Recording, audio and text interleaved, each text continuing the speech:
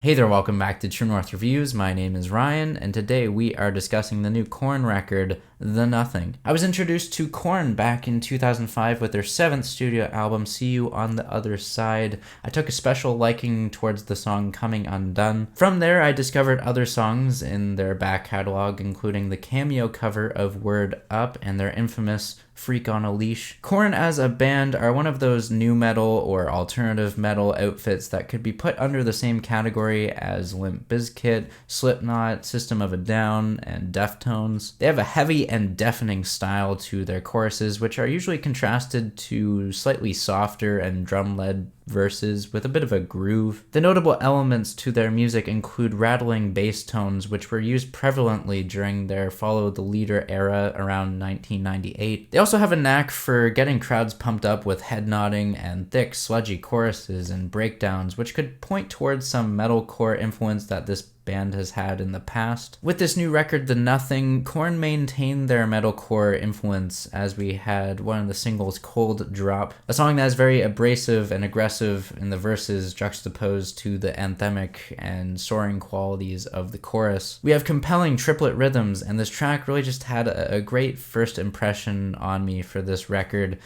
We have some Follow the Leader era bass tones, the ones that kind of slap and ring out against the frets. And for the most part, this record feels like a return to form for Korn.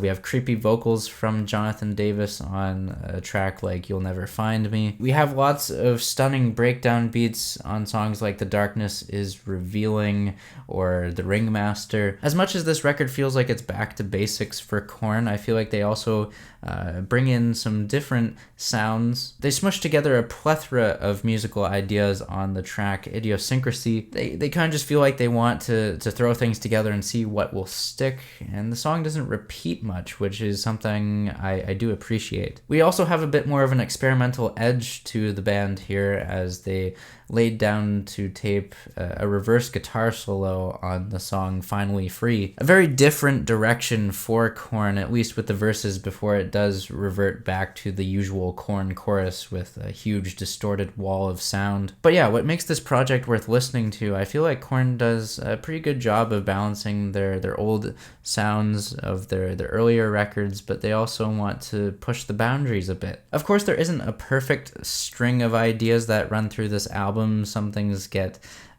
brushed up against each other and they kind of clash. Or we might have an underwhelming song or two. I think of one of the singles, Can You Hear Me, which is forgettable. But overall, giving my quick thoughts on this Korn album, I feel like it is a return to form, like I was saying. It's not great, it's not going to blow anything out of the water, but it is commendable. Yeah, I am feeling a 6 out of 10 on this one. I'd love to hear from you now. Sound off down below in the comments. Let me know what you think of this Korn record.